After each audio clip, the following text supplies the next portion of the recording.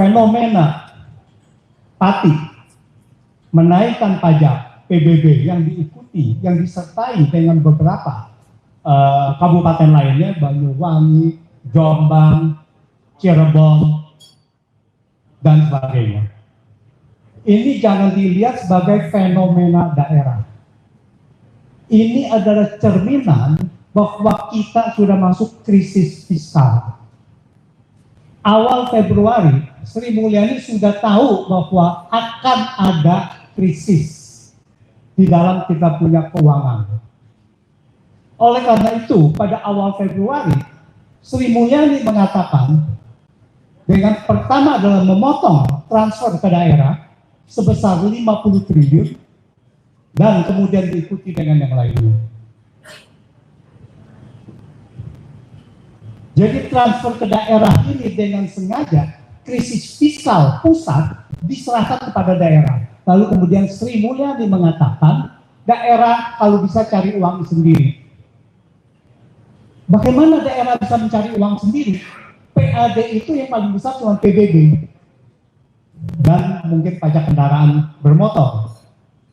Oleh karena itu yang gampang, yang mudah sekali untuk mengisi kas negara agar bisa memenuhi operasional dari pemerintahan daerah, maka dinaikkanlah pajak daerah, pajak bumi dan bangunan.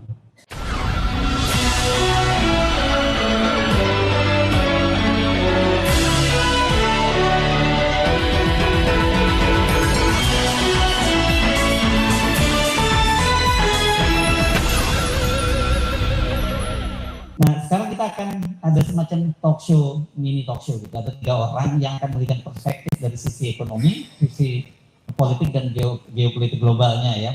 Kami undang 3 orang, yakni Mas Antoni Budiawan, Mas Indrajit, dan juga Dr. Mulyadi. Kita berharap bahwa Prabowo dapat menyelesaikan 2002 sampai 2029. Pertanyaannya, benar atau tidak bahwa Prabowo bisa menyelesaikan sampai 2029? Bukan karena aktivis, bukan karena pemberontakan, tetapi karena faktor ekonomi yang semakin melemah. Fenomena Pati menaikkan pajak PBB yang diikuti, yang disertai dengan beberapa kabupaten lainnya, Banyuwangi, Jombang, Cirebon, dan sebagainya.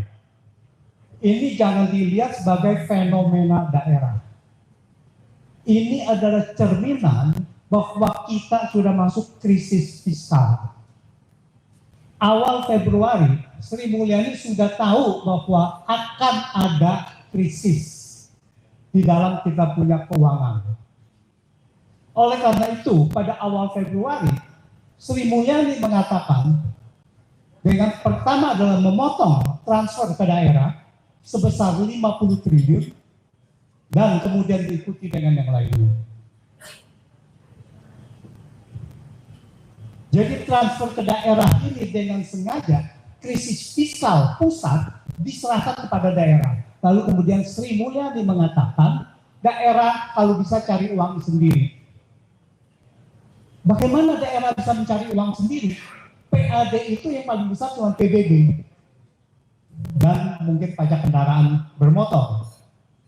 Oleh karena itu yang gampang, yang mudah sekali untuk mengisi kas negara agar bisa memenuhi operasional dari pemerintahan daerah, maka dinaikkanlah pajak daerah, pajak bumi dan bangunan. Tapi pertanyaannya, bahwa menaikkan pajak bumi dan bangunan kita bisa mengerti. Tetapi pertanyaannya, kenapa sampai 250%? Kenapa sampai 400%? Kenapa bisa sampai 1000%? Ini tidak normal. Dan ini terjadi hampir banyak daerah.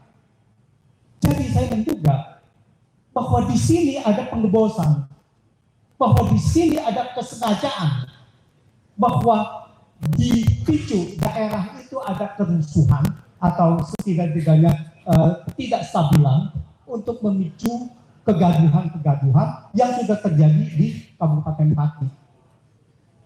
Per Juni 2025, per Juni 2025, semester pertama, penerimaan negara kita perpajakan cuma 895 triliun.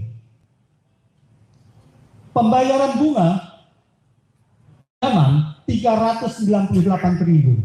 Artinya apa? Artinya 40% dari penerimaan perpajakan untuk bayar bunga. Ini akibat 10 tahun Jokowi dengan utang yang sangat ugal-ugalan. Dengan rasio pajak, dengan beban bunga 40%, tidak mungkin bisa survive. APBN atau fiskal kita tidak mungkin bisa survive. Itu yang pertama. Jadi kalau kita lihat fenomena daerah ini harus diwaspadai benar-benar. Bang Syaganda, ingat bahwa ini adalah ada satu juga setting juga, ya. Jadi mengendarai krisis fiskal untuk kepentingan orang-orang tertentu, pihak-pihak tertentu. Yang kedua, yaitu moneter. Utang Indonesia, utang luar negeri Indonesia itu semakin lama semakin besar dan dimotori oleh Bank Indonesia dan pemerintah. Kenaikan utang luar negeri Bank Indonesia dalam 5 tahun naik 950% dari 2,8 triliun menjadi sekarang ini hampir 28 triliun. Ekonomi Indonesia swasta sudah tidak dipercaya, BUMN sudah tidak dipercaya, malah utang luar negeri dari BUMN berkurang. Dan switch oleh karena itu Bank Indonesia masuk ke pasar valuta utang luar negeri. Bank Indonesia dan pemerintah. Kenaikan utang luar negeri sangat luar biasa dan menekan kurs rupiah. Jadi kurs rupiah ini hanya tergantung dari, bahasa saya adalah doping dari utang luar negeri. Ketika utang luar negeri terhenti, rupiah pasti kolaps. Dan dengan adanya krisis fiskal ini akan bersinergi dengan nantinya akan ada krisis moneter. Dan kalau krisis moneter ini sampai terjadi, krisis moneter adalah ketika investor asing menahan utangnya tidak masuk lagi atau bahkan menarik utangnya ke luar negeri, ke negara asalnya. Dan di situ niscaya akan terjadi krisis valuta, krisis moneter, dan berkembang menjadi krisis ekonomi. Kapan itu akan terjadi? Bisa mendadak. Krisis fiskal sudah terjadi tahun ini, krisis moneter bisa saja terjadi tahun depan. Dan kalau berkembang itu, ini akan cepat sekali. Bagaimana solusinya? Saya tidak berpretensi untuk bisa memberikan solusi, tapi satu hal adalah solusi yang sudah pasti, ya jauhkanlah Prabowo, kubu Jokowi itu, dan serta antek-anteknya. Terima kasih. Oke, konkret dari Mas Antoni. Tapi sebelum saya lanjutkan ini, ternyata ada pesan dari panitia yang membawa mobil tanker AD 1769 AH itu sirinenya dari tadi bunyi terus. Jadi kalau ada yang dalam ini tolong segera keluar ruangan. Ada yang ngaku. Oke. Ya sudah aman ya. Oke. Berikutnya kita dengar Mas Sudrajit dari geopolitik kita. Terima kasih Bang Hersus. Assalamualaikum warahmatullahi wabarakatuh. Dua kawan saya, Mas Gede Sriana maupun Bang Hersul tadi, membicara soal fokus aja di masa depan. Saya sepakat bahwa memang kita nggak boleh larut di masa kini. Tapi tahukah Anda kenapa kejatuhan Soeharto 98 yang kemudian diikuti reformasi gagal total? Karena nggak baca sejarah. Karena seringkali pengalaman Soekarno-Hatta dan para founding fathers menjelang Indonesia merdeka seiring kekalahan Jepang di sini, mereka berdua itu dan para founding fathers bukan hanya belajar sejarah, menemukan sejarah. Karena apa? Sejarah masa lalu seringkali itu masa depan yang tersembunyi. Nah, kalau kita bisa decode itu, membongkar kode itu, kita bisa mengantisipasi masa depan. Soekarno, Hatta, dan para saudara yang membuat Indonesia merdeka 17 Agustus 45 karena itu. Nah, karena itu saya ingin mulai justru dalam konstelasi geopolitik ini terkait ini dengan pertanyaan kunci. Apa yang kemudian dampak dari kegagalan 98 itu yang kemudian dirasa sekarang? Nah, ini persoalan hulu penyebab. Nanti kita akan uji bersama apakah Pak Prabowo menangkap itu di tataran itu juga di wilayah simptom. Apa yang menjadi penyebab hulu penyebab? Sistem politik yang koruptif di semua tingkatan. Jadi bukan gratifikasi. Ini persoalan kesalahan strategis KPK itu ini. Jadi apa-apa karena gratifikasi, penguasa yang pegang password dan modus operandi itu akhirnya menjadi alat memukul lawan politik.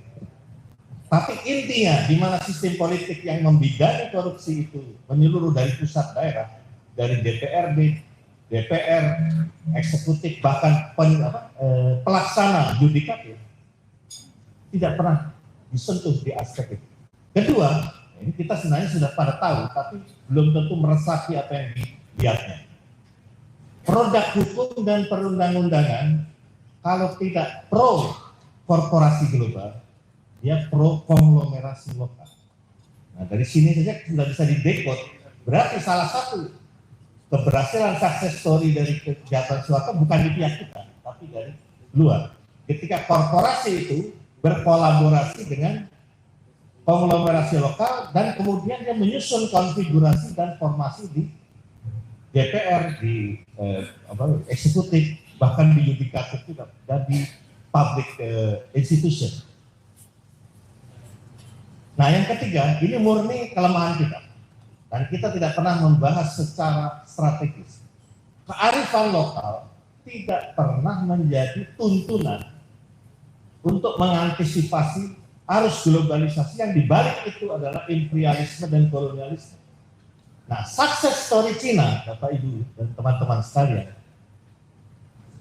Deng Xiaoping hingga Jinping itu bisa menemukan sejarah itu.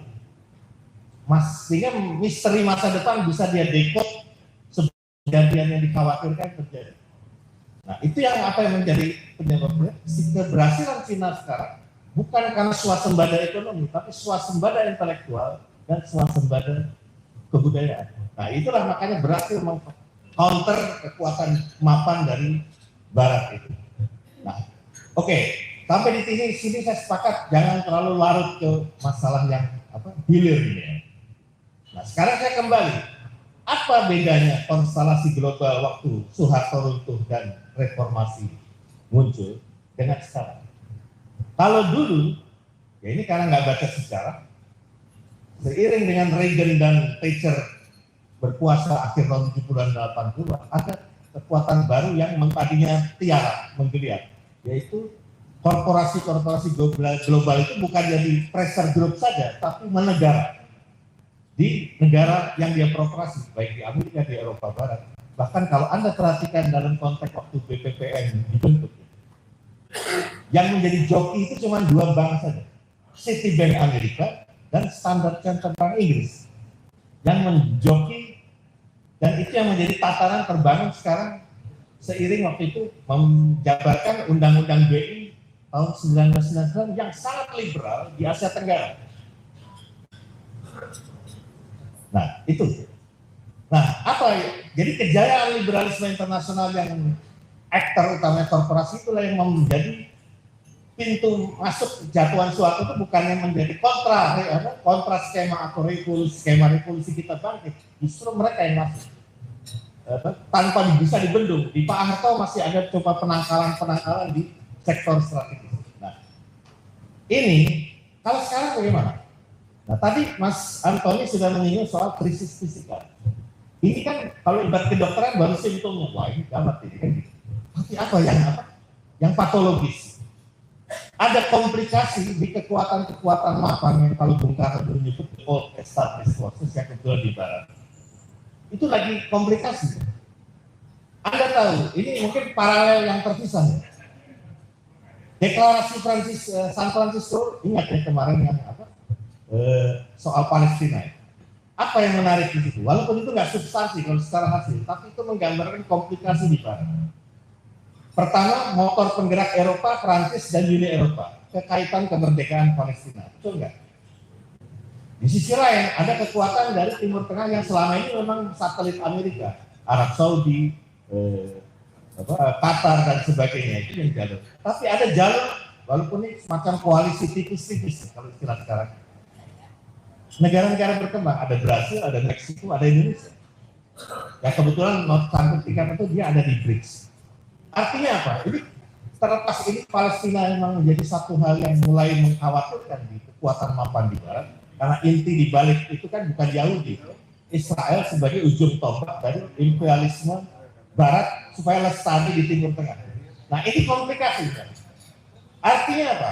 Mas Antoni dan teman-teman sekalian, kalau kita mau bicara satu rekonstruksi nasional ke depan, kita harus membayangkan, nah ini sejarah. Seperti Soekarno-Hatta waktu menjelang peralihan dari Jepang ke Indonesia merdeka. Artinya apa? Menangkap misteri masa depan itu sudah ditangkap. Oh, kalau dulu kan komplikasinya antar negara imperialis yang kemudian bertempur di Perang Dunia Kedua. Nah sekarang, nah ini menarik kalau ada pertanyaan yang waktu serangan Israel ke Iran dan balas membalas. Pertanyaannya mungkin logis, tapi sebetulnya ini berada dalam kendali pikiran yang membuat kita kesihir tidak menyentuh inti persoalan. Apa itu? Mas, apa akan meletus Perang Dunia Ketiga? Nah ini. Saya jawab karena ingat ungkapan Sun Tzu, dua hal yang menarik di situ. Dia bilang, Satria juara ketika prajurit itu maju ke medan perang mendahului kemenangannya. Nah yang kedua, kalau bisa menang perang tanpa pertempuran. Nah, artinya apa? Kalau kita tangkap masa ini kan berabad-abad yang lalu. Ini jawaban sekarang. Nah, apapun namanya, apakah Perang Dunia Ketiga atau Perang Besar, sekarang tidak berlangsung. Tapi pertempuran yang belum. Biasanya kan dalam pandangan kalau pertempuran dan perang itu serentak. Enggak, ini sudah terlangsung. Jadi komplikasi di negara barat itu persis dalam situasi ketika kita beralih antara ketika kalah Jepang, kita siap di semua lini untuk merebut kemerdekaan. Artinya, Bapak Ibu sekalian, kita harus realistis dalam membaca analisis global yang membawa dampak ke sini. Tapi yang penting lagi, ini pelajaran buruk dan sekaligus menyakitkan dalam konteks pasca reformasi. Seiring suatu kita hanya pergantian kekuasaan, tapi tidak menyusun konfigurasi, apalagi formasi. Nah ini yang saya kira perlu menjadi pikiran kita bersama, konfigurasi baru dan formasi baru. Terakhir, saya sepakat dengan suasana yang tadi istilah Bung Guru katakan suasana kebatinan kita di sini ya, bahwa Pak Prabowo itu punya itikat baik dan sebagainya. Tapi bagaimana dengan strategi? Ada yang lebih fundamental. Prabowo ini persis seperti ayahandanya dulu, maverick, bukan egois atau mementingkan diri sendiri. Kecenderungan itu bergaya sendiri, kayak Lone Ranger. Nah ini, ya itu melekat ya, kita nggak bisa salahkan itu melekat ya. Tapi kita juga harus pelajari kalau kita mau berkoalisi, bermitra, bahkan even kalau lawan, harus dipelajari. Nah, cara bagaimana, ini kalau bicara soal masukan, karena tadi ada istilah-istilah yang menggelitik ya, soal Kapolda, soal apa tadi, Kabinda, ya. Ini kan persoalan bagaimana komunikasi ke Prabowo yang tepat. Saya selalu katakan, karena pertanyaan itu banyak ke saya juga. Saya cuma bilang gini, kasih masukan yang dia belum tahu, yang beliau belum tahu. Tapi kalau sudah, ini penyakit orang jenius, nggak mau dengar. Ini realita yang saya tangkap ya, kalau bicara dari profil beliau ini. Terus kedua, beliau ini, tapi ini ada kelebihan, walaupun kesannya satu kelemahan. Beliau itu anomali. Waktu ditambah elemen-elemen pro reformasi dan eksponen anti Orba, hati-hati, bahaya lantai Orba. Tapi buat kalangan Orde Baru, hati-hati, Brutus ini. Artinya apa? Ini anomali itu segi positifnya adalah sulit diperhitungkan. Dia ada naluri untuk membaca konstelasi yang kita nggak bisa tebak. Nah ini yang saya kira hal-hal seperti ini menjadi bahan penting juga untuk kalau kita ingin membangun apa yang diistilahkan Bung Yani ataupun Adi Masari dan kawan-kawan, bagaimana membangun komunikasi berarti juga harus saling memahami. Saya kira itu dulu pemantik dari saya. Assalamualaikum warahmatullahi wabarakatuh. Terima kasih Mas Indradit. Berikutnya Dr. Mulyadi. Sekarang kita mesti ngomongnya bukan putusan dari neraka tapi dari surga, gitu ya, Dr. Mulyadi. Baik, terima kasih banyak Bang Hersu, Bapak Ibu yang saya muliakan. Assalamualaikum warahmatullahi wabarakatuh. Kesehatan saya sudah membaik, ya, sudah kira-kira 85%. Ya, jadi kalau ada yang kurang, tolong dimaafkan. Malam ini saya tidak berbicara bahwa Jokowi itu adalah presiden terburuk yang pernah dikirim neraka ke bumi. Tapi ada orang yang mencoba, berusaha menafsirkan pernyataan saya dan itu memang hampir benar. Malam ini saya akan berbicara ya tentang kebanggaan nasional, tentang pride. Saya tidak pernah melihat Amerika itu negara lama. Amerika itu negara kemarin sore. Beda dengan Iran. Iran itu negara lama. Karena itu berkaitan dengan itu saya ingin katakan bahwa Indonesia itu bukan negara baru. Ini harus dicatat. Indonesia bukan negara baru. Indonesia itu adalah kelanjutan dari negara-negara lama dan bangsa-bangsa lama. Anda memutuskan itu, Anda menghilangkan identitas politik Anda. Dan Anda tidak dihitung oleh negara lain. Karena Anda tidak memiliki sejarah. Karena itu harus kita tetapkan bersama bahwa Indonesia itu adalah negara yang dibangun bersama atas gabungan bangsa-bangsa lama dan negara-negara lama untuk membebaskan dirinya dari penjajahan yang secara bergiliran mulai dari VOC, take over ke Belanda, take over ke Jepang. Tapi seandainya, andai kata pun Indonesia tidak diproklamirkan 17 Agustus 1945, saya yakin karena salah satu isi perjanjian Francisco tahun 51, Jepang harus menyerahkan wilayah yang didudukinya kepada pemiliknya. Lantas siapa pemilik Indonesia? Apa Indonesia yang punya? Bukan. Yang punya Indonesia itu adalah bangsa-bangsa lama. Bangsa Jawa, bangsa Sunda, bangsa Batak, bangsa Ambon, dan bangsa-bangsa lain yang ada di Nusantara ini. Itu pemiliknya. Negara-negara lama, kesultanan, kerajaan-kerajaan itu yang punya. Dan itu pride, itu kebanggaan nasional. Kenapa Anda membuang? Karena itu malam ini saya tolak kalau Anda mengatakan bahwa Indonesia itu adalah satu entitas politik penjajah yang keempat. Saya menolak. Indonesia bukan negara penjajah yang keempat untuk menjaga bangsa-bangsa lama. Kami semua mau dijajah di Bali dan negara-negara lama mau dijajah, bukan. Saya menolak itu. Karena itu saya tidak pernah memberontak kepada Indonesia. Yang saya pikirkan, karena itu malam ini saya ucapkan selamat kepada kamu yang usianya 5 tahun.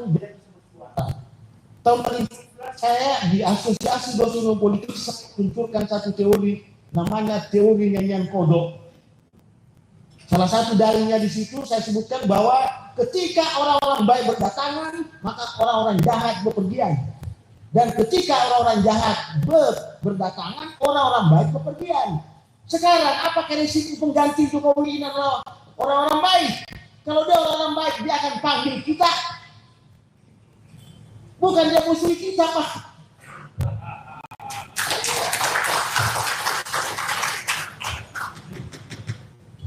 Ketika orang-orang baik berdatangan, maka orang-orang jahat bepergian. Saya harus katakan, coba bayangkan Pak, Tuhan pernah menawarkan kekuasaan itu kepada seluruh penghuni alam semesta. Siapa yang mau berkuasa ini? Kata Tuhan. Tidak satu pun makhluknya yang mau menerima kekuasaan itu. Kenapa? Karena Tuhan sendiri tidak pernah pakai kekuasaannya itu, sifatnya untuk berkuasa. Ingat, saya pelajari baik-baik itu. Nabi Muhammad diperjalankan dari perjalanan yang tidak masuk akal, tapi rasional, itu menggunakan sifat sucinya Tuhan, bukan sifat kekuasaannya, bukan maha kuasa Tuhan memperjalankan Muhammad, tapi yang maha suci Muhammad, maha suci Allah memperjalankan. Itu kesucian yang dipakai itu. Nah, Tuhan menawarkan cara berkuasa, ditolak semua. Tapi ada satu penghuni alam semesta yang menerima itu. Siapa itu? Manusia. Dan itu ada di Indonesia, Jokowi. Jokowi menerima kekuasaan itu 2 periode. Membuat Indonesia seperti negara penjajah. Menjajah bangsanya sendiri. Menjajah negara-negara lama. Saya berbicara banyak dengan para raja sultan. Mereka sakit hati. Dia bertanya kepada saya, Dr. Mulyadi, bagaimana caranya kami merdeka, memisahkan diri dari Indonesia tanpa setetes darah tumpah. Dia mau cerai dari Indonesia, Pak. Tapi dia tidak mau ada korban. Saya tahu jawabannya, tapi saya tidak mau memberikan solusi. Jangan sampai dia praktekkan, karena saya masih cinta Republik ini.